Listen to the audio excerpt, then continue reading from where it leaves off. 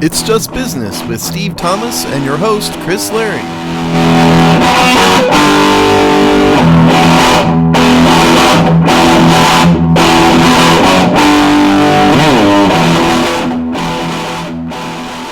Hello and welcome to another episode of It's Just Business on the Hogside Network, the show where we look at the dollars and the cents of the sports media business industrial complex and all of its data crunching madness. How you doing today, Steve? I am doing just fine. I came immediately back from running with the dog this morning, so forgive me if I'm a bit out of breath, but he's sitting right beside me and he is now fully recovered, so he will chime in.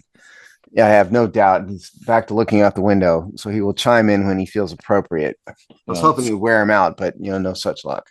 Squirrel probability is high, I imagine. Yeah. When you have a dog like this, 3.5 miles doesn't wear him out for very long. Jeez. You want to trade? Anybody wants a dog, let me know. No. How have you been, Chris? How's world and life in New York? Probably sucks because it's New York just generally, but I recognize that. But beyond that. Yes, beyond the liberal hellscape, Steve. And New York is fine, normal. Fall's beautiful in the city. city. You guys going to just put up a communist flag, like the Chinese flag or something, when what's the guy's name? Mandani gets elected. Mandani, yes. Yeah, just change the New York state flag to communist China. I think that would be better, wouldn't it? I mean, more accurate. Oh, Steve. Silence, huh? Tell you what, I'll change. He's a Democratic social. But first of all, let's use our correct word, Steve. I am. He's a Democratic socialist. Which commie? So no. You said it correctly. No, Steve, you're smarter than that. You've had 10 minutes of political science. You can describe the difference. I'm gonna just keep calling him a commie. I know. Tell you what, I'll change. Name calling over analysis. We got it. I'll change the Texas flag to something else. If you change the New York flag to, the communist Chinese flag, how about that? We'll be fair. Steve, I'm a gentleman, so I will refuse that deal because I don't think you'd like the name of the flag. Well, you might as well spit it out, man. Go ahead and put an SS symbol on there, a Nazi symbol, and let's roll. What? Where are you getting Nazi?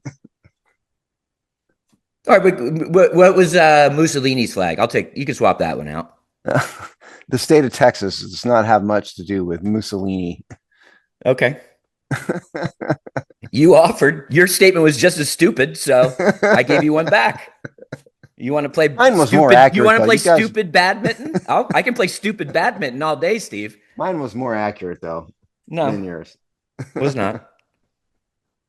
Do we have real? I told you you wouldn't like this road. I'll slap a Nazi flag on that in 2 seconds. We're playing this game. I wish people need to stop comparing current people to Nazis. In all dead seriousness, people forget that the Nazis compared. Steve, you just compared to communist China. Please explain the difference. He's a communist. Explain the difference to me. He's a communist. He's literally a communist. Because Steve, you sound dumb. He's literally a communist. You sound dumb. Democratic socialist, fine, but it's the same thing as communist. It's not. It's just worlds of difference. Not much. Okay. Kyle Abbott. Kyle Abbott. Kyle Abbott. Kyle Abbott. Kyle Abbott. Kyle Abbott. You gonna keep saying that? I love stupid badminton. Kyle Abbott. Let's go. I can volley all day. I don't think anybody's ever called Greg Abbott a Nazi. They've called others a Nazi. I just did. If anything, he's a bureaucrat. I'd call him bureaucrat Abbott more than anything. Steve, I could make the exact same case about the bureaucratic leanings of democratic socialists who's lived to expand the bureaucratic state. Well, they do live to do that. Okay, which is not communism. No. And if you apply your logic that Abbott is a bureaucrat, then we just come full circle anyway. But I think Zoran Mamdani legitimately has communistic tendencies. Put it like that. Okay. Marxism, not. Tell you what. That's even different. You are trying to dig. He's got Marxist tendencies. Dig. Trying to dig yourself out of this hole. You actually no, I think he's a communist. No, but you just keep pointing out these distinctions that you make that make your one-word jokes dumb. You just don't like the joke. No, they're dumb. I think a good bit of people out there probably agree with me, actually. Listen, I think most of y'all are dumb. Y'all? Who's y'all?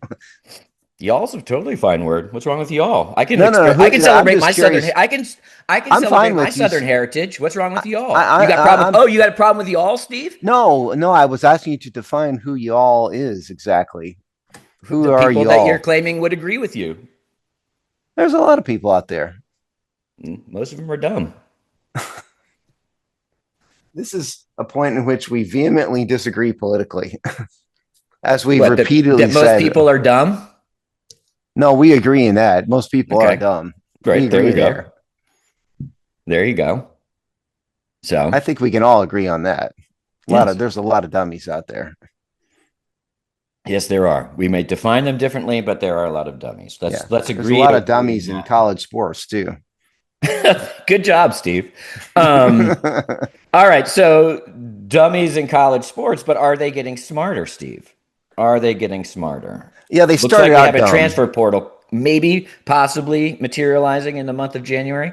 Yeah, they started out dumb, and they've made at least one sort of smart choice, even if it's for a nefarious purpose. So if you get, we found this, or I found this on the Washington Times. NCAA on the verge of approving a single January transfer window for college football by Maura Carey, September 30th. I don't think we've ever done a Washington Times story before, not for any real reason. Just that's it popped up. So the NCAA is now apparently on the verge of approving a single transfer portal window from January 2nd to January 16th.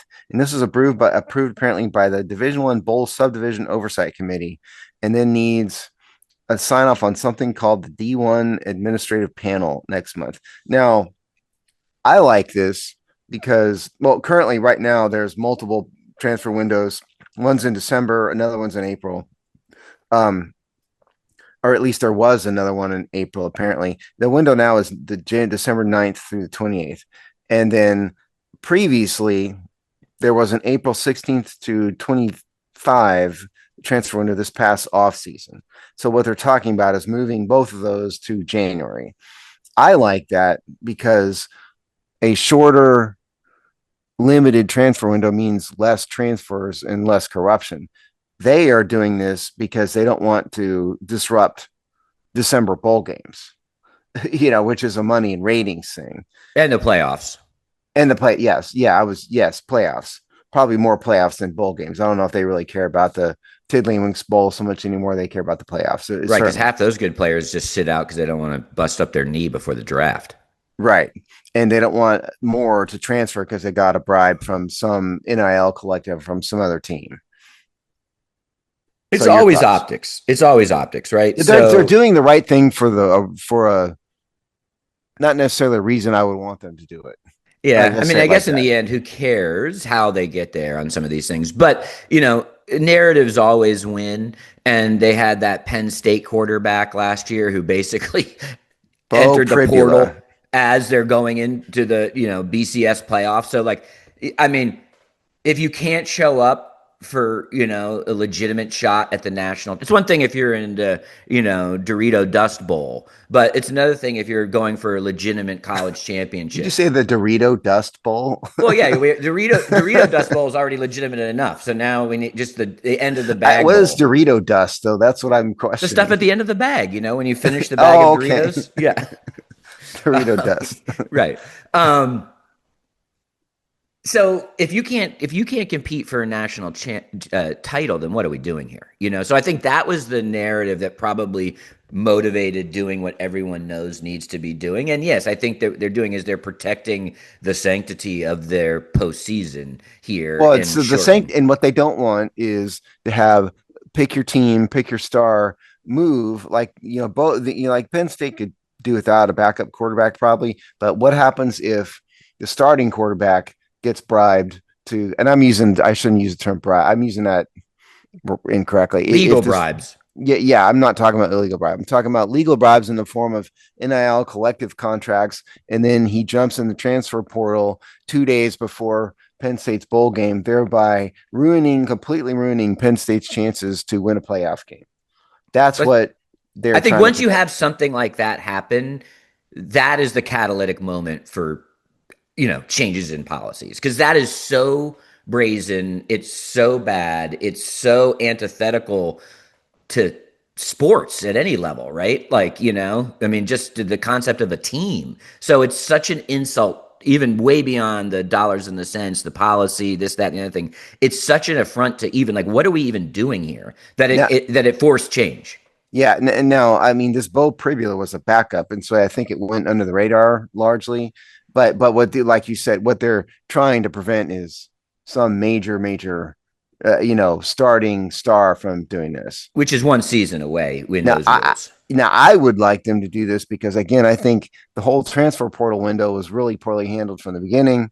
That nobody forced the NCAA to do this to create a permanent free agency essentially in college football.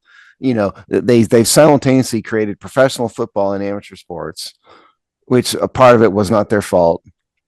Then, while simultaneously though creating a permanent free agency with no contractual limits on it at all. Yes, they Really created dumb. professional football without any of the constraints of professional football. Yes, exactly. Because professional football players have contracts. There's a whole maze of rules. Yes, there's a lot of rules. There's a large CBA. There's a contract between the player and the team that says they can't just walk away if they get a better offer. So college football kind of has the worst of both worlds here. Yeah, the one thing that I think I'm for this, I think you have to do stuff that looks like this. I do have some cynicism about, well, not even cynicism, but like, you can see what motivates and what doesn't, but in the end, who cares? I think the thing here, it's a better step no matter why they're doing it. Yeah, who cares? But to me, college basketball actually has it worse. So, and so at some point you're going to, there's no reason why, I mean, you don't have to the exact windows open because of the calendars of the different sports, but a limited calendar for the portal and that's constrained is going to have to be, and there's probably even 4 to 5 other revenue generating sports where this is probably in their ecosystems similar. You're going to have to put these kind of things around it. If you even if you accept that these are professional sports, and I might even, go 10 deep in some of these universities and what you can count that as when you throw in women's volleyball, women's basketball, baseball in some places. Yeah. So there's you have to manage them like a sport that allows Hockey you to build teams. Schools. Yeah, exactly. So you have to do team building. Like, that is, you can't take the product out of the product is what I'm saying. Well, maybe the answer is there's different transfer portals for different sports. Yeah. But none of them can be longer than 3 weeks. Where they fall in the calendar is relevant to the sport. Yeah, I personally, to me, the real answer is that once you accept a scholarship offer from a team, you are prohibited from transferring schools, absent some exception. The coach gets fired, something like that. Or, there's a personal issue and you need a waiver from somebody for 2 years. You got to do at least 2 years in a school before you can to me, that's the answer. I think you have to have a combo of those things. I'm not probably even a little bit more iron glove than you on this one, Steve. I might even I miss 2 years, 2 years. I don't know if I guess you have to have some extenuating circumstances path, but I would have like very your mom defined. Dies and you need to move back home closer. Right. Home I don't think like coaches change to me raises to that level. But I wouldn't go more than. Are you 2 being years. stricter than me? Yes, that's what I said. I'm being more iron glove than you. The roles we just got done arguing about politics, and now our roles are reversed. But no, I don't. I think 2 years. Now I wouldn't argue 3. Right? Like I think 2 is fair. 2 years in a limited window, a limited transfer window, yes. And let's move. Yes, it's easy. And I know there's reasons that's not easy, but like the solution is easy. The whole point of making people sit out a year under the previous system wasn't to be a jerk. It was to limit the illegal payments and limit transfers, which wasn't a bad thing because that preserved a lot of continuity amongst teams. It wasn't really a bad circumstance at all. I didn't mind it at all. But if you want to be fair about it, yeah, I mean, let's put a 2 year. Again, I wouldn't argue about 3 years either, but I think 2 years is probably all you're going to get, probably out of it. And then very limited transfer window. You got a week, 2 weeks at most in the off season, not during the season. So basketball would have to be, in early May, for example. Right. Yeah. Post, and Post tournament. If we're looking at the pro sports as models, which is, whether we like it or not, it is. Then what do? They have drive to the championship. They have their championship. The league collectively takes a breath, right? There's usually like 3 to 4 weeks of, like downtime. And then the kickoff of their year starts anywhere from 3 to 4 weeks later. I can tell you. There's a league, much like the federal government has a fiscal year. The NFL has a league year that always starts in March. And so contracts technically expire in March. And so when you have this negotiating window, like this legal tampering window, as people call it, that is like a few days before the start of the league year. And so, yeah, you could have something similar, at least in design in college sports. Yeah, and they all do it, right? All those major pro leagues, they all take basically a 3 to 4 week, let the dust settle after the season ends, right? Because it just makes sense. It just means smarter heads will prevail. There's regularity to the calendar. Teams and players and associated staff can plan, etc. Well, there's also the other reason is they want people to have time to hire their coaches in the front office before the thing blows up. Yeah, so and that's the same thing in college sports. Right, except for all that was now happening at basically the last quarter of the seasons. Yeah. I mean, but my point is, if you gave them, nothing can happen until February in college sports, for example. Yeah, that would be easy. Yeah, it'd be simple. Yes. Now, doesn't there? Well, actually, a better transition here is fascinating because we also have a couple college sports related stories, but another one here is about years of eligibility, right? With this Purdue quarterback paying his basically 6th year in college football, although not. Is it Purdue? No. It's I'm pulling up the story. I believe it's Vanderbilt. Vanderbilt, that's right. He was basically suing the NCAA to be able to do his 6th year of eligibility. He's still one of these COVID eligibility bonus years plus swimming between Division I and whatever they call it now, Division 1A or whatever it is. Well, it was all in JUCO for a year. Yeah. So but he's going to basically be allowed to play his 6th year. But these years of eligibility are going to become a big deal, especially if you think about these restrictions. Okay, so we're talking about Diego Pavia, who is Vanderbilt's quarterback. Now it is in a federal appeals court, or actually it was just dismissed from a federal appeals court this past week. Oh, the story is what source is this? This is the Associated Press. Appeals panel upholds Vanderbilt quarterback Diego Pavia's eligibility dated October 1st. It's uncredited other than Associated Press. Okay, so the gist of this here appears to be that they were counting the JUCO year toward his overall eligibility.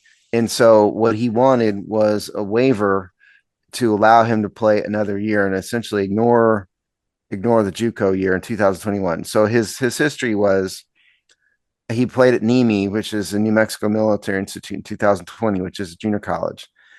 Then he played at New Mexico State in 2022, 2023, then transferred to Vanderbilt in 2024.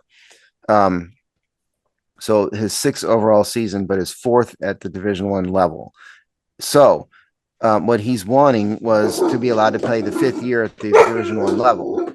And ignore Nini. And basically, interestingly, Kobe's vehemently agreeing with me. He's highly upset that Diego Pavia was in court. Well, give me 1 second here. are your thoughts, Chris, before I'm waiting on this? Well, I think one, I don't think this is going to be too serious an issue over time because the COVID bonus eligibility still kind of roils a lot of the waters here, and we're about through with that. So that's why we've seen these 4 and 5 and 6 year kind of college careers. This one with the JUCO aspect of it kind of even muddies the water even more. But one of the big trends that I think is fascinating here is if you have no shot at the pros, or even in some of these other sports where they don't really have pro sports, and you're getting paid to play college sports to some degree, either top of the food chain or middle of the food chain, or sometimes even lower the food chain, you're going to fight for every year of eligibility that you can get, right? You already see it in college football, where you see these kind of mediocre, well, you see these quarterbacks who've been given honest assessments that there really is no chance in the NFL. And they're going to try to milk 4 or 5 years out of their college experience because, that's a pretty big payday at this point. So I think, in some ways where, we were worried about players coming out too early and there was all these rules to manage that. I think one of the kind of long tail consequences of NIL and the current funding of college sports is you're going to see a bunch of players fighting for every scrap of eligibility because that's a payday that they're not getting past college for their sport. Right. Sorry about that. There was a squirrel about 5 feet from his window that sent him into a tizzy. Okay. Yeah. So that's exactly what Pavia is. I'm not aware of him being a realistic NFL prospect, No. at all. And so he's fighting for one more payday. Yes. Or one more, bite at the apple, maybe, even if it's not a huge payday. Right. Yeah. Yeah. If he emerges, great. But yeah. He probably does have some NIL deals as a starting quarterback at Vanderbilt, probably. Yeah, definitely. So it's probably a combination thereof. The funny part is, so basically, so it appears as though what happened is that the NCAA originally denied him one more year of eligibility. So he filed a lawsuit, and then the NCAA ended up giving him exactly what he wanted, but the case is still in court. And so the appellate court, was sitting there wondering why this lawsuit even still existed. And so it said, because the waiver, and this is a quote from the appellate court judge, because the waiver provides Pavia complete relief at the preliminary injunction stage, we dismiss the NCAA's appeal as moot. And so what had happened was a trial court had agreed with the quarterback Pavia. The NCAA appealed it to an appellate court, but then turned around and gave him exactly what he wanted, but maintained the appeal instead of dismissing the appeal, which is just a waste of everybody's time, which is kind of funny. No, it's hysterical. This is one of the, it's one of the funnier judges' statements that I've seen in a while, especially in the context. One little, what are we doing here? Leave my courtroom, break for lunch, is basically what the quote says. The other fascinating thing is here, because I think it was the last show, Steve, where we sort of told people to keep your eye on this SCORE Act that's kind of bouncing around Congress right now. It looks to do some regulating along the lines that we've talked about in others college sports, and that is cited here. Who cites it? Oh no, I lost the quote. But it's okay. So, it's Tim Buckley, who's the NCAA's senior vice president, external affairs. So here's the NCAA stumping for this SCORE Act. Obviously, they're probably the ghost co-writer of the act, probably to a large degree. But so here they are pounding that drum, right? So as dumb as the NCAA looks here with what Steve just described, continuing with the court case in which they already agreed with everyone involved and had already moved on with the issue, you might get a little bit of a hint about why they keep these things in the court and in the press, because they're banging the drum about why they need this SCORE Act to get passed. Yeah, I don't know if I need to say this, but I think I probably do for some of you out there. There's an abnormally large number of bills that are written by lobbyists, okay, at the federal government and at the state level. This pick your bill is sponsored by pick your congressman. The odds of that congressperson actually riding the thing are slim and none, and Slim's in a taxi on the way out of town. It's really kind of a corrupt system. So I have no doubt you're probably right that the NCAA probably ghost wrote most of that bill. Consulted on. Yeah. but it's because we did the story about the Score Act. It's not just one sided. It's actually it protects the NCAA in large in large measure. I don't know if we necessarily need federal legislation, for this, but maybe it's one of these situations where it's got so mixed up that I'm generally against federal intervention, being the conservative I am, let's have less regulation. But in this case, maybe it's screwed up enough that they need the federal government to intervene. And that's kind of what this Buckley guy, Tim Buckley, is saying here. I mean, is that reasonable? Yeah, I think that's exactly the read here. And by the way, not Tim Buckley, the 60s, early 70s singer-songwriter and father to Jeff Buckley. I have never heard of that person. Well, have you heard of Jeff Buckley? No. Really? No. The 90s. Singer-songwriter? Is he, what is he? Well, like they both were Americana singer-songwriters, kind of but Jeff Buckley was like a 90s kind of phenomenon. They both died at basically the same age and kind of not like, in kind of like weird circumstances. There's a documentary that just came out about the son, Jeff Buckley. I think it just came out a couple months ago. What type of music did Jeff Buckley play? They were both singer-songwriters, but Jeff Buckley was a little bit more like kind of moody, very kind of like 90s light alternative rock type stuff. Okay. So no loud Les Pauls and Marshalls. No, there's probably some quiet loud. They were kind of with a little bit of a Smashing Pumpkins Jr.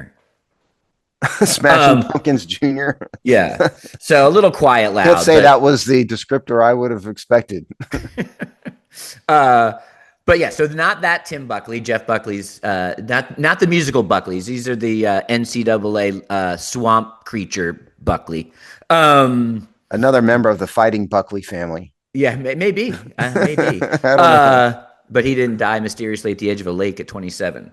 So anyway, yeah, I think that's what this is. I think any time that they can be advancing their agenda, they'll take the egg on their face. The funny legal quote out of this is from the judge, one of the judges on the panel. Because for those of you who don't know, I mean, your first bite at the appellate court apple gets you a panel of 3 judges, and then you can sort of reappeal to the entire court. Okay. And so, but it says, this is the quote: "If the NCAA had not issued a waiver, we would have had time to review the injunction and hand down a decision before the end of the 2021-5 season. Instead, in late 24, the NCAA committed to allowing Pavia to play. So the mootness of the appeal made expedited review through the appellate process less important."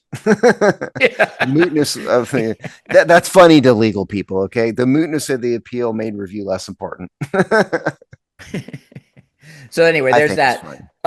We are got a motor here a little bit, but the last college sports, excuse me. I should make that mistake, is a pretty cool new startup. It's called Scoreability. I haven't poked around on their website a little bit. Basically, this is big data crunching. It is a facilitative service between students and their families, really, being recruited for college sports, and the athletic directors, coaches, etc., on the recruitment side. It's basically a combination of a few things: giant databasing, customer dual side of the coin customer service, and big time AI evaluation, data crunching that essentially says, hey, both sides of this coin, you can shop here for high end analysis that should cut the costs and give you much deeper look at what your situation is at a fraction of the cost. This to me, and the guy, a Texan, there you go, Austin Texan entrepreneur who's already had 2 mega successful companies. So this is not some UT computer science kid, right? He's probably hiring some UT computer science kids. No, this is major industry. Yeah, serial entrepreneur. Yeah. So with success, this you could imagine, and this was smart because it does understand the long tail of these sports. This could be a massive business. Yeah. Now we saw this in CNBC. The name of the article is called "Startup Scoreability Wants to Revolutionize College Sports Recruiting as NIL Takes Off" by Jessica Golden, who's one of our old buddies here. It's dated September 30th. There have been some really basic databases for years. that are out there. You can look up college, high school recruits, like I forget what they're called, but they're the ones that list the 4 and 5 star recruit stuff. But this is a major, major step up. This is nothing like that. This is got this Scoreability. Um, First of all, already has 1.2 million athletes, 3,000 college sports program users. They've got 40 million in funding from something called Bluestone Equity, which I've never heard of before. Um, Big Silicon Valley firm. yeah, right. But the guy behind this is Chris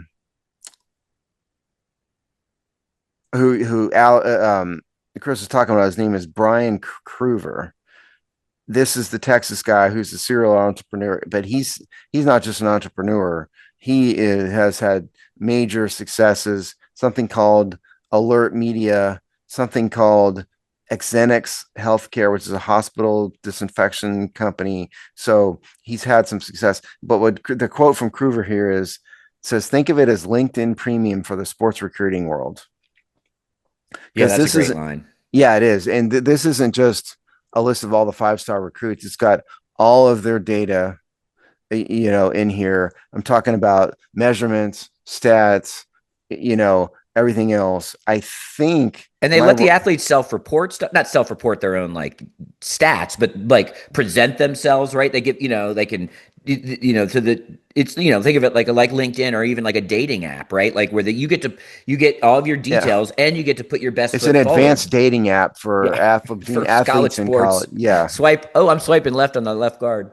I don't know where the AI part of it comes It in, does but the crunching about predictive measures about that athlete's predictability. success. Yeah, there you go. Yeah, because it says Scoreability provides data discovering AI-driven evaluation tools to college coaches coming through thousands of hopes. Yeah, so basically what that means then is it's going to drastically reduce the amount of time that a coach, if they can just hit an AI button and get a sense of it rather than watching 15 hours of film, that means they can get to many more players and much quicker. And so this is essentially is opening up nationally a bunch more recruits to a bunch more schools and thereby giving people more of an opportunity.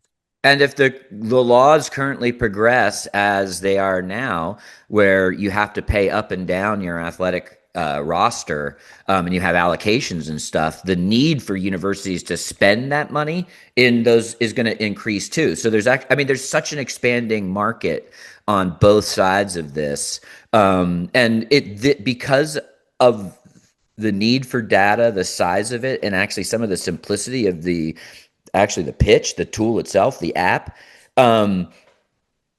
finding, it's going to be as cost effective and beneficial finding small athletes for small sports as it is big athletes. In fact, you're not chopping for quarterbacks here, right? This is how you spend that whole nut that well, they these may be universities have to used. get I out. mean, I'm sure the quarterbacks will be in here, but yeah, your point is that you're going to find the center fielder for the Iowa State baseball team on here, and he may be from Florida. And Yeah, so it's an opportunity the kid from Florida never would have had.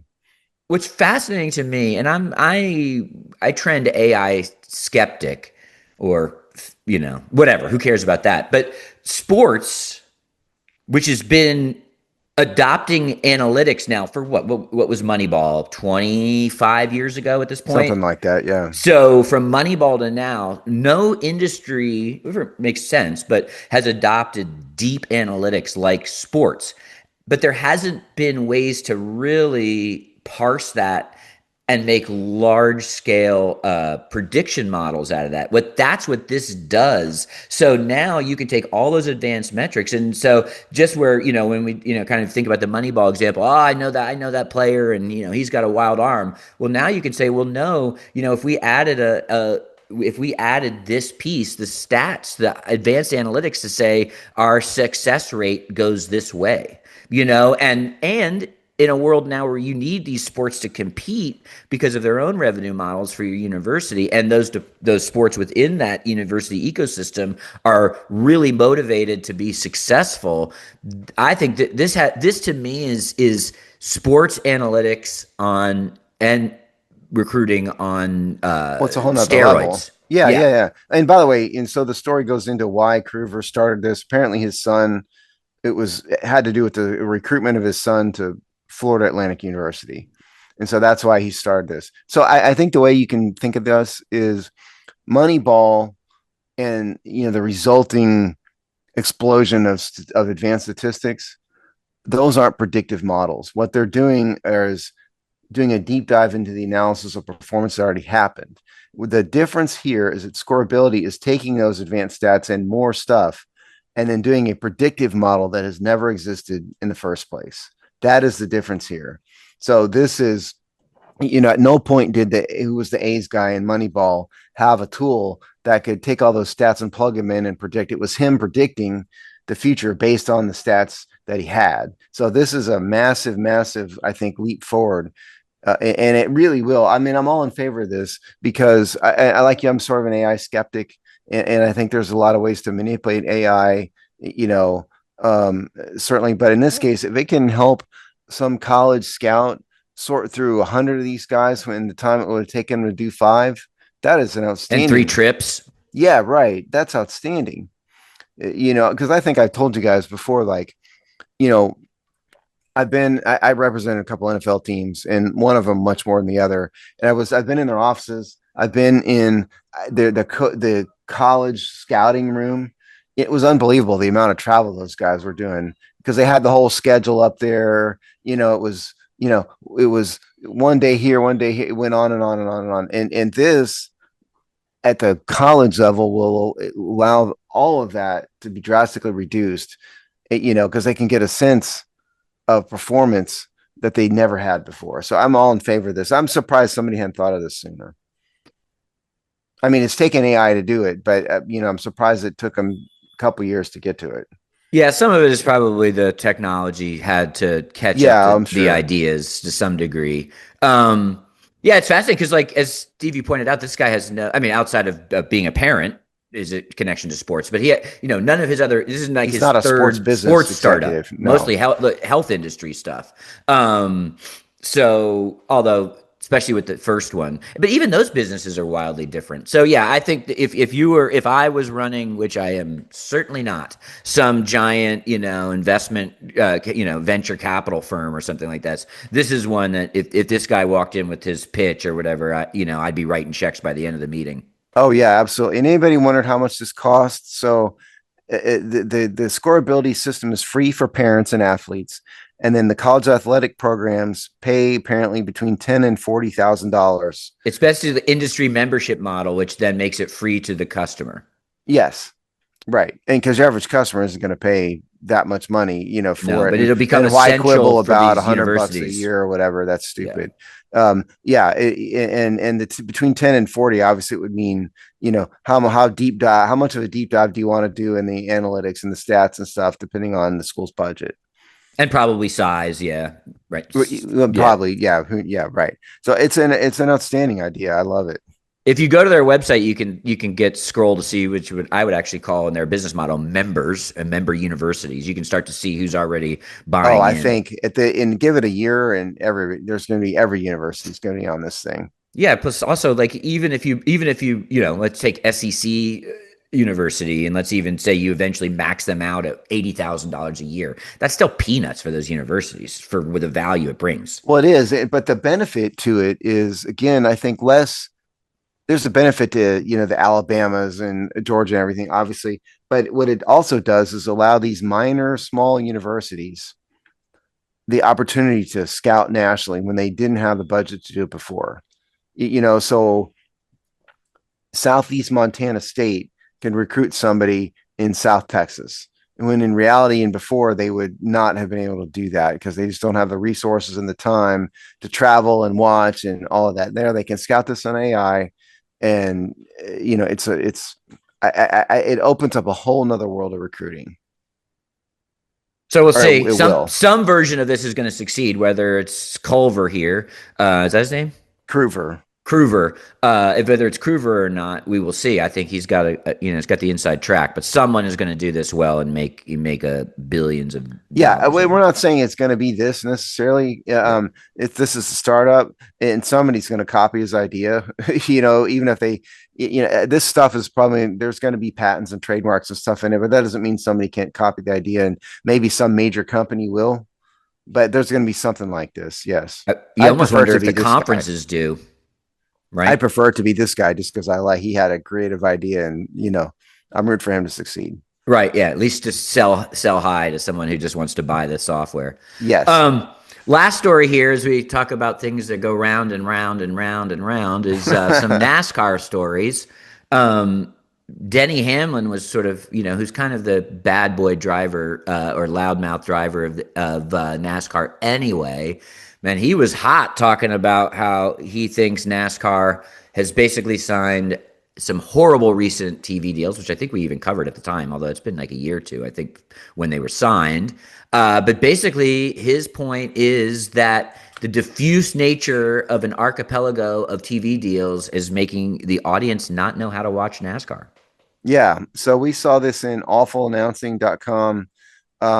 Denny Hamlin expresses regret over NASCAR TV deal by Matt Yoder, dated September 30th, 2025. So, yeah, by the way, if you go back in the Wayback Machine, Denny Hamlin and Michael Jordan are suing in the middle of suing NASCAR, which is a story we covered. And the gist of it is they're alleging, NASCAR was conspiring to,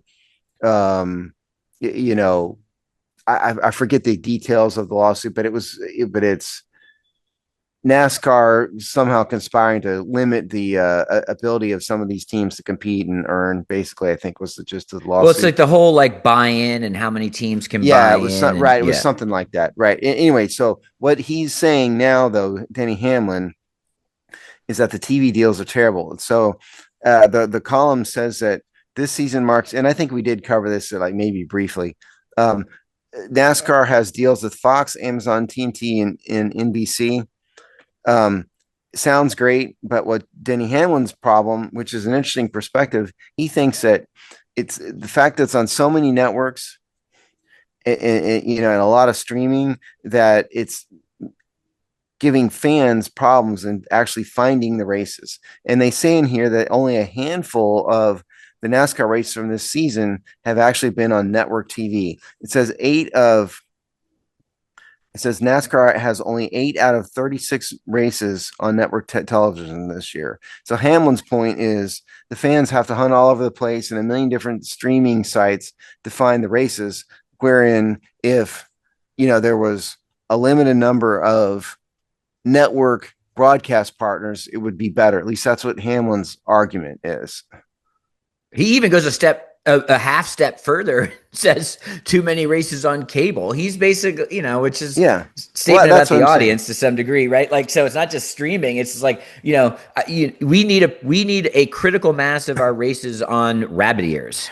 Yeah, he wants it on CBS or pick your network. He's not wrong, because I still think, in spite of all of this, stuff, that's going on today in terms of broadcasts, which is streaming and all of it, the biggest ratings still come from network TV.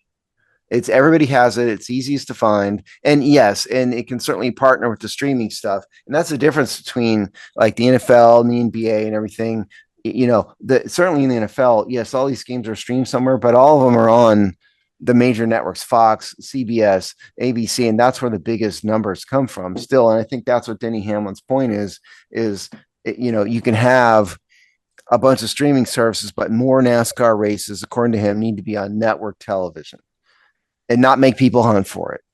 And it's funny because I think one thing he points out, or maybe just by pointing this general point out, I think he uncovers, is that NASCAR kind of made a mistake by signing these exclusive deals with streamers, right? Which the streamers would love to have. That's what I'm saying. Right? Absolutely. But the second point is, it's even dumb for NASCAR, because if you just sign deals with the networks, you actually guarantee more coverage because it's still on rabbit ears and it's on YouTube TV, and it's on cable, and if you have Paramount or whatever, if it's a C that so like, but the goal here is still negotiate with the parent company that then lets it spray those options across Yeah, its absolutely. platforms. And NASCAR got caught where they thought they had to deal these like sort of more like exclusive deals with Amazon, which then will laugh at them, and because Amazon will make it exclusive, and then it probably will block it if you're buying Paramount, like,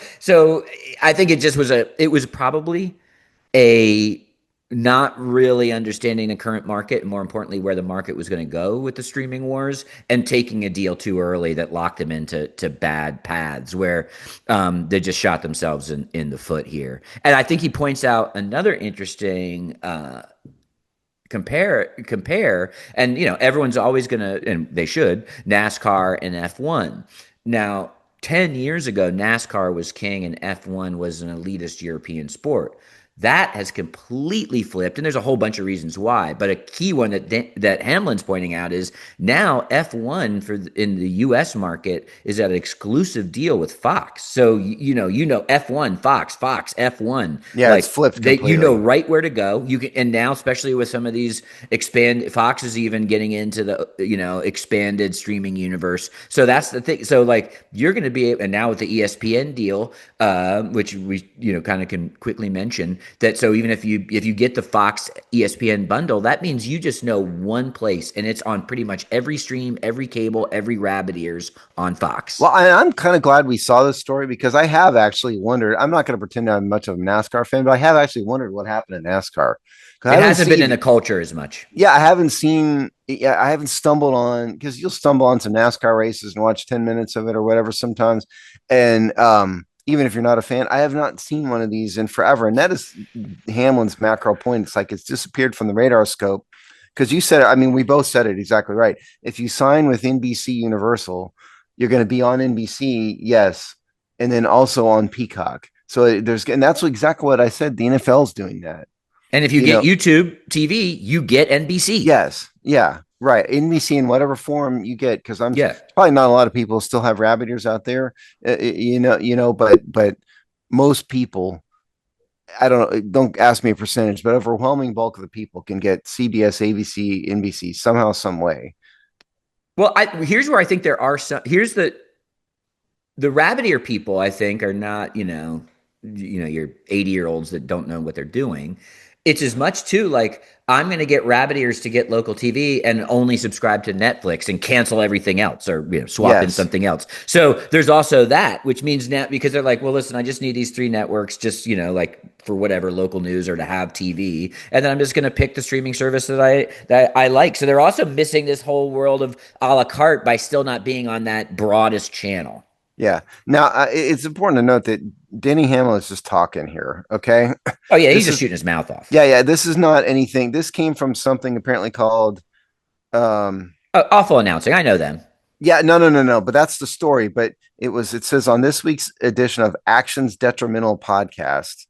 Oh, well, that's the Wallace thing. So Denny Hamlin's in a controversy with Bubba Wallace because apparently Hamlin bumped Wallace in the middle of a race, and which is the car he co-owns, Michael Jordan. So in other words, he bumped his own car, and then because of his bump, they got passed by somebody else. Nothing he was involved in won. It's basically what he insured. Right. And so he refused to apologize for that. But also on that that's what started it, the conversation on this podcast, Action Detrimental. But that's when he went into all this other stuff that we're talking about. All these quotes in here are all from apparently this Actions Detrimental podcast. And I've never heard of Actions Detrimental, but that's where he was talking. So that's where it comes from. But so he's just babbling, but he's not wrong. No, not at all. And like hockey went through this. If you recall, hockey, it was before the streaming wars, but hockey at one point was on like the History Channel, Outdoor Network, or whatever, or something like that. Yeah, you're right. Briefly, and they had it was post the year they lost to lockout. Yeah, so they had to kind of rebuild, and that is where NASCAR is. Yeah, I think probably what got him to the on the track controversy, to the TV rant, was that that kind of moment, right? Last couple laps, big race. One car takes out another car, Nobody allows a even third noticed car to this happened. win. Yeah, no, it's not, like you could legitimately say 8 to 10 years ago, that would have been a top 5 sports headline across Yeah. TV websites. You know what I mean? And Oh, you, ESPN would have covered it yeah, on yeah. Sports And Center. now it's barely a drop in the bucket. Meanwhile, we have Brad Pitt movies about F1. Yeah.